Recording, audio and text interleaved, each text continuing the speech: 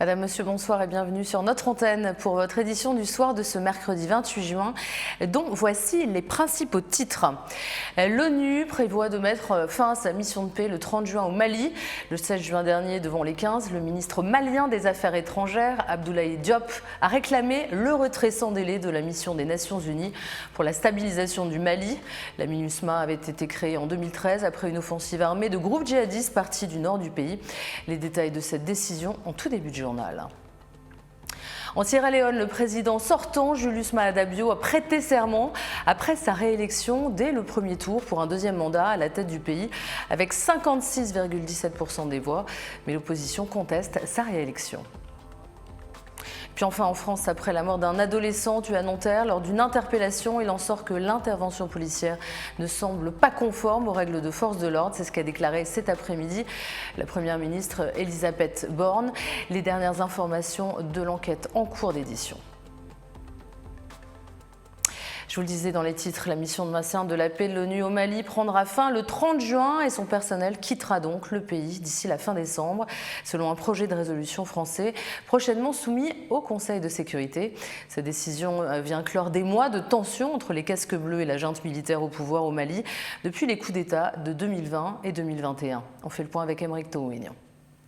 Comme Barkhane, la MINUSMA poussée vers la sortie par les autorités maliennes pourrait bientôt hâter son départ du pays plus vite que prévu, à la veille d'une réunion de l'ONU qui doit statuer sur l'avenir de cette mission de maintien de paix. La France proposerait un projet de résolution dont l'objectif est de mettre fin à partir de ce vendredi à la mission des casques bleus au Mali. Si cette résolution est adoptée, les plus de 12 000 soldats de la mission onusienne seront retirés du pays au bout de 6 mois. Le Conseil de sécurité décide de mettre fin au mandat de la MINUSMA à compter du 30 juin 2023. La MINUSMA maintiendra son personnel jusqu'au 31 décembre 2023 afin de planifier et d'exécuter la cessation des opérations et le transfert des tâches. Les Nations Unies devaient prolonger le mandat de la MINUSMA d'1 an ce vendredi, mais la demande de retrait immédiat formulée il y a près de 2 semaines par le ministre malien des Affaires étrangères a mis un coup de frein à la volonté onusienne. Les militaires à la tête du pays reprochent aux casques bleus de ne pas s'investir suffisamment dans la lutte contre le terrorisme dans le Sahel. La décision malienne prise par surprise le Conseil de sécurité, certains se sont demandé si la décision était irrévocable ou non. Et puis, en fait, il a fallu se rendre à l'évidence. Donc, les membres du Conseil qui, jusqu'à là, travaillaient sur une résolution qui aurait renouvelé le mandat de la MINUSMA avec certainement quelques ajustements, ont revu leur copie et maintenant travaillent à une nouvelle résolution de retrait de la mission. Ce qui est négocié maintenant, ce sont plutôt les modalités du départ, y compris le calendrier. De son côté, l'ONU s'est plaint à plusieurs reprises des restrictions imposées au mouvement de ses troupes et de ses avions, empêchés selon elle de remplir son mandat, notamment dans le cadre de ses enquêtes sur le massacre de Moura. Après 10 ans de présence au Mali, le Conseil de sécurité pourrait jeudi hâter le départ de la MINUSMA dès le 30 juin, un retrait qui laissera certainement un grand vide sécuritaire au Mali. Le département d'État des États-Unis prévoit de prendre de nouvelles mesures cette semaine pour contrer les activités du groupe de mercenaires Wagner en Afrique. C'est ce qu'a annoncé mardi Matthew Miller, le porte-parole du département. Selon lui, les États-Unis vont agir de manière plus ferme envers le groupe de mercenaires afin de l'amener à rendre des comptes pour ses actions destructrices en Afrique. Les détails avec Mathieu Nicolas. Washington passe la vitesse supérieure. Mardi, lors d'une conférence de presse, le porte-parole du département d'État des États-Unis, Matthew Miller, a annoncé que son pays comptait prendre des mesures supplémentaires contre les activités de destruction du groupe paramilitaire russe en Afrique. Washington estime que là où est Wagner, le groupe sème la mort et la destruction dans son sillage. Ce sont des actions que nous adoptons contre Wagner, non pas en lien avec les événements qui se sont déroulés ce week-end, mais pour leurs activités passées. En Ukraine ou ailleurs? Non, en Afrique. Pas de lien avec les événements du week-end dernier, ni de détails. Le porte-parole s'est refusé à préciser ce que seraient ces sanctions. Elles devraient être dévoilées la semaine prochaine. En attendant, Washington enjoint les gouvernements en Afrique ou ailleurs à cesser toute coopération avec Wagner. Nous avons mis en place une série de politiques visant à leur demander des comptes et à contrer l'influence de Wagner. Si Wagner poursuit ses activités en Afrique, en Ukraine ou ailleurs dans le monde, ou si des organisations lui succédant reprennent le flambeau de Wagner, nous continuerons à prendre des mesures pour demander des comptes à Wagner ou à son successeur. Washington tente une nouvelle fois de lutter contre l'influence de Wagner et de Moscou en Afrique, présent notamment au Mali et en Centrafrique. À Bangui, pas question de se passer des Russes. L'affaire entre Prigojine et Poutine ne les regarde pas selon le gouvernement centrafricain. Il s'agit d'une affaire interne à la Russie. Avec 56,17% des voix, le favori du scrutin présidentiel au Sierra Leone, Julius Maada Bio, a gagné dès le premier tour face au même adversaire qu'en 2018, Samura Kamara, qui rejette catégoriquement les résultats et accuse la commission électorale de partialité. Samura Kamara est arrivé en deuxième position avec 41,16% des voix. Alors justement, selon les résultats annoncés mardi par le chef de la commission électorale, Julius Maada Bio, le président sortant, a donc été réélu dès le premier tour pour un deuxième mandat avec 56,17% des voix. Mais qui est Julius Maada Bio? Je vous propose de découvrir son portrait avec Aymeric Touaignan. La pluie de ce mercredi matin ne les a pas empêchés de laisser éclater leur joie. Devant le palais de la République, ces Sierra-Léonais, partisans du président sortant, Julius Maada Bio, célèbrent la victoire de leur leader. Une victoire annoncée mardi par la commission électorale au lendemain des élections générales du samedi. Je certifie par la présente que Bio Julius Maada, ayant recueilli 1 566 932 des suffrages valablement exprimés, soit 56,17% du total des suffrages valablement exprimés lors de l'élection présidentielle du 24 juin 2023, a été dûment élu président de la République de Sierra Leone. C'est en 2005 que Julius Maada Bio fait son entrée en politique au sein du SLPP, dont il devient très rapidement une figure importante. Mais bien avant, le militaire alors âgé de 25 ans a participé aux côtés du capitaine Valentine Strasser au renversement du régime répressif de Joseph Momo. Le jeune militaire, 4 ans plus tard, supplante ce dernier et prend la tête du pays avant de rendre le pouvoir aux civils. Mais en 2018, il reprend le pouvoir suite à des élections démocratiques après un échec en 2012. Cela a été un long et difficile parcours pour en arriver là. Souvenez-vous, j'ai déjà tenté d'arriver ici.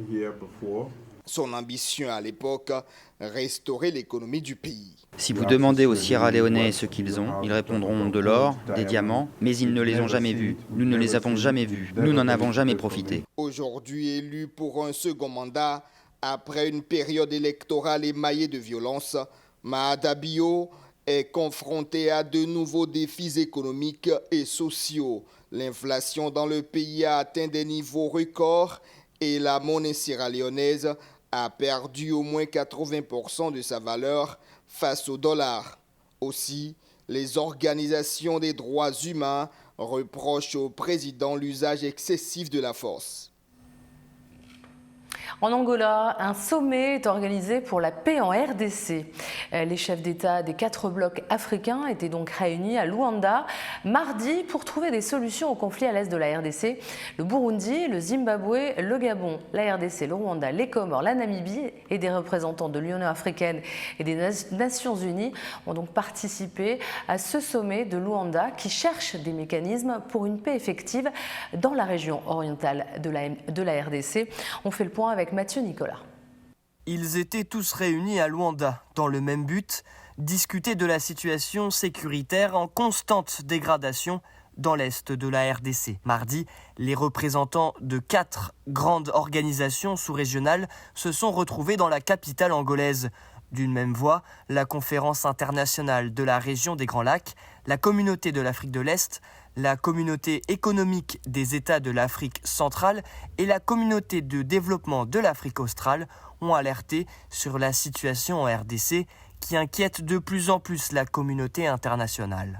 Notre engagement à contribuer au rétablissement de la paix et de la sécurité dans la région devient un impératif majeur de respect de nos principes et de fidélité à notre projet phare, faire taire les armes. Rien que depuis le début de l'année, plus de 2750 civils ont été tués dans l'est de la République démocratique du Congo, région en proie aux exactions de nombreux groupes armés. De plus, le départ de la MONUSCO de la RDC, qui inquiète l'ONU, pourrait devenir l'élément déclencheur d'un vide sécuritaire en RDC. Compte tenu de la crise, la nécessité de coordonner les efforts au niveau des organisations régionales s'impose avec beaucoup plus d'urgence, selon les dirigeants africains, afin d'avoir beaucoup plus d'efficacité et une gestion très parcimonieuse des ressources. Aussi devons-nous, lors de ce sommet quadripartite, intensifier les échanges afin de pouvoir contribuer activement à trouver une solution en faveur d'un Congo pacifié, sécurisé et prospère. Ce sommet de Luanda a jugé urgent, avec l'implication de l'Union africaine et de l'ONU, d'améliorer la coordination et l'opérationnalisation du mécanisme de suivi de la mise en œuvre du cessez-le-feu et du retrait du M23 des territoires occupés en RDC. Pour Félix Tshisekedi, président de la RDC, la question majeure à résoudre aujourd'hui n'est pas celle de l'inexistence d'un plan de paix, mais plutôt de l'exécution de la feuille de route conjointe des processus de Nairobi et de Luanda. Selon des informations fournies par les Nations Unies mardi, le conflit au Darfour, au Soudan, prend une tournure ethnique, ce qui suscite de vives inquiétudes. Le nombre de personnes qui ont fui les combats et cherché refuge à l'étranger dépasse désormais les 560 000 personnes, tandis que près de 2 millions de gens ont été déplacés à l'intérieur du pays. Par ailleurs, le Haut Commissariat des Nations Unies pour les réfugiés se dit très préoccupé par les besoins humanitaires croissants des personnes touchées par la crise. On écoute Raouf Mazou, il est le haut-commissaire assistant du HCR. La situation au Darfour est probablement celle qui nous inquiète plus. L'accès au Darfour est limité, mais nous entendons ceux qui traversent la frontière vers le Tchad. Une situation très difficile au Darfour. Nous voyons également de plus en plus de ceux qui traversent la frontière vers le Tchad arriver blessés. Dans le reste de l'actualité, commentée aujourd'hui par Noël Ndong et montée par Ahmed Chignou, il sera question des présidents togolais et centrafricains qui appellent à la cessation définitive des combats au Soudan. Et puis les musulmans célèbrent aujourd'hui la fête de l'Aïd el-Kébir. Enfin, en Ukraine, des bombardements meurtriers ont eu lieu dans un restaurant à Kramatorsk. C'est parti.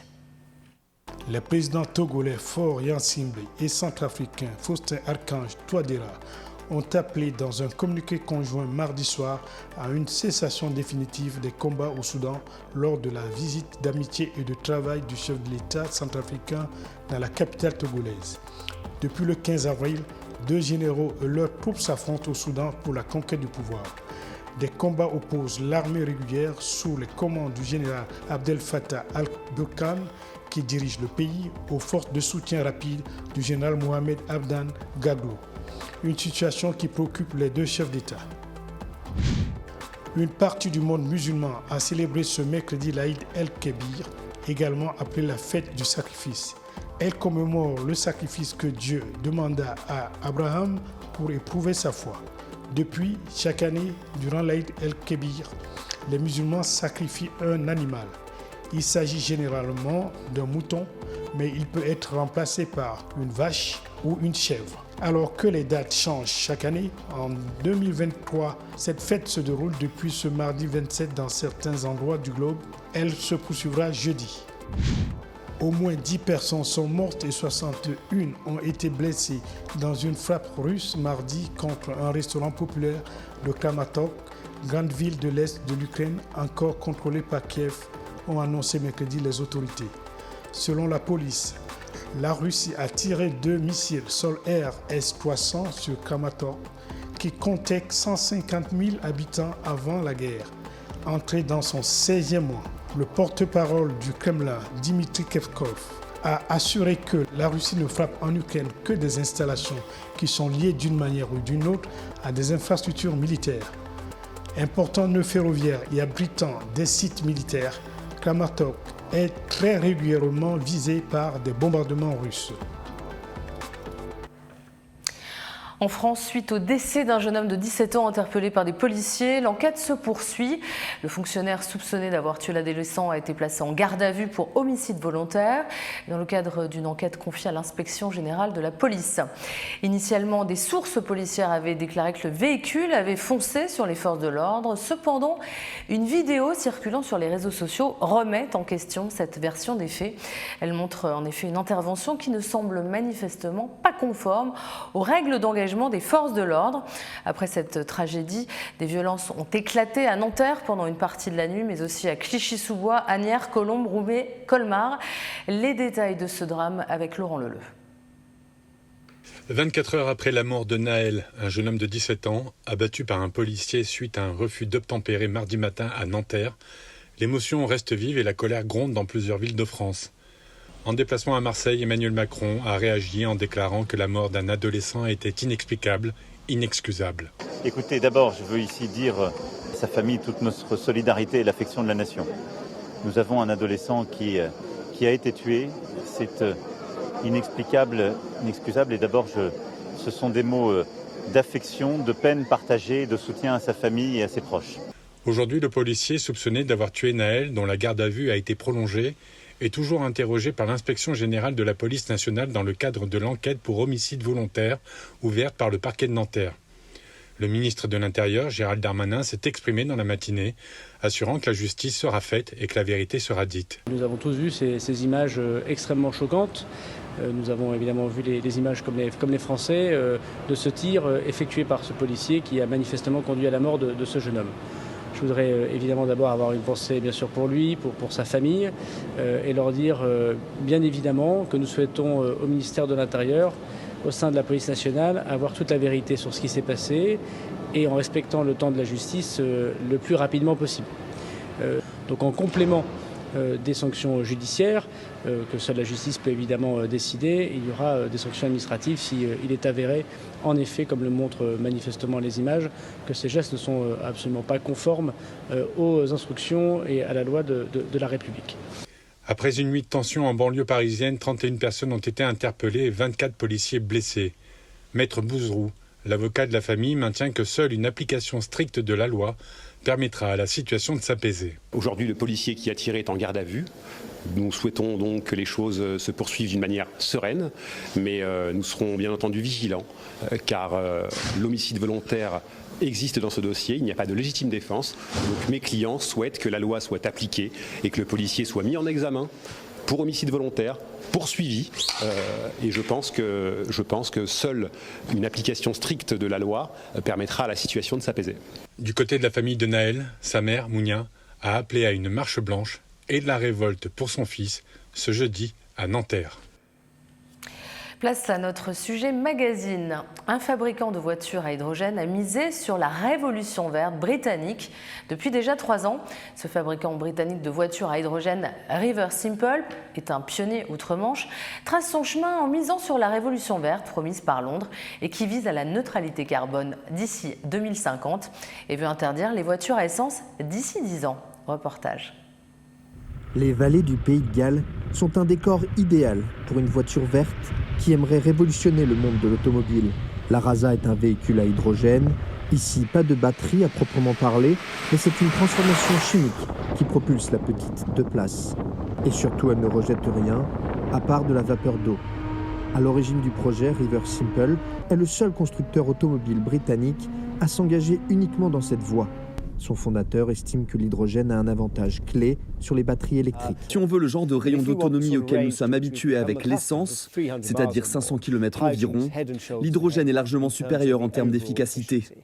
Dans quelques mois, la Rasa entrera dans sa phase avancée de test avec clients payants, à l'instar du conseil du district du Monmouthshire, et de sa responsable changement climatique. En fait, on s'y habitue très vite. Le Conseil soutient le projet et a donné son feu vert pour une station de rechargement à hydrogène dans la ville d'Abergavenny.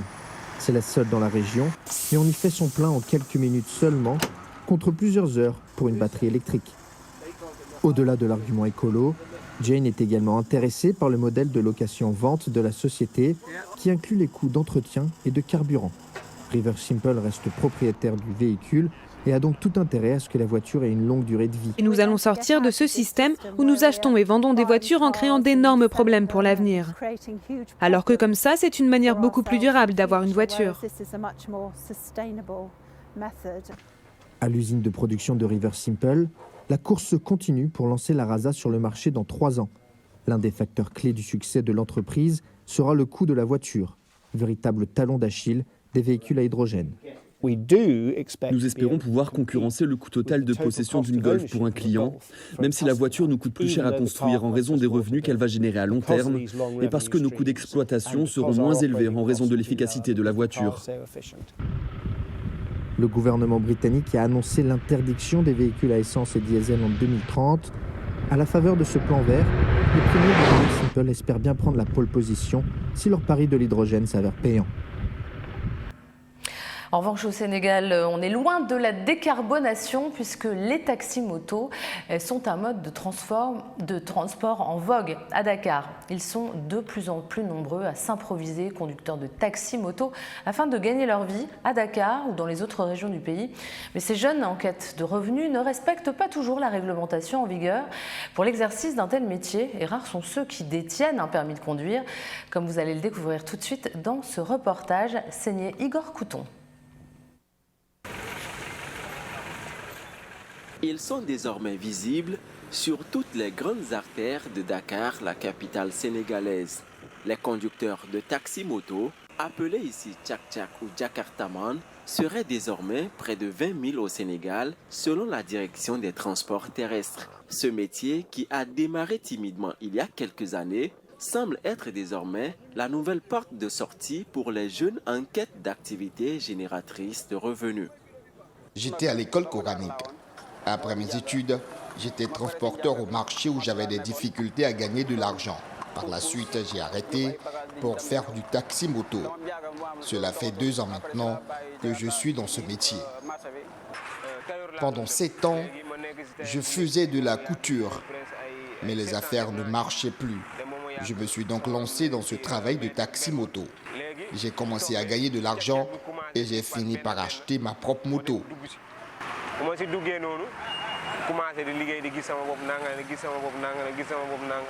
Pour la plupart de ces jeunes, la conduite de taxi-moto les éloigne de la précarité et leur assure une certaine autonomie financière. Nous rendons grâce à Dieu, vraiment on rend grâce. C'est comme tout travail. Pendant certaines périodes, ça marche très bien et d'autres non.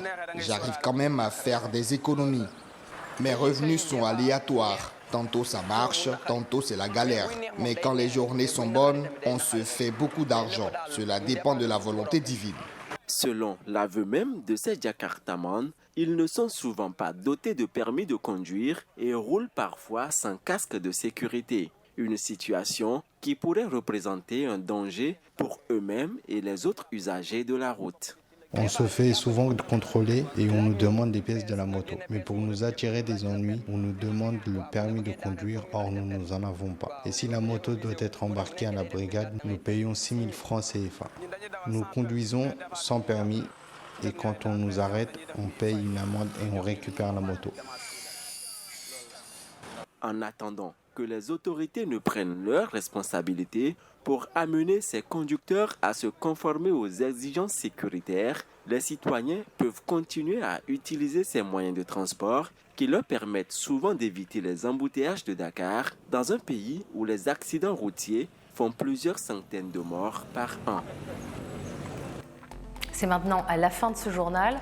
Merci de nous avoir suivis, merci encore de votre fidélité et restez avec nous, le programme continue sur Télé Sud.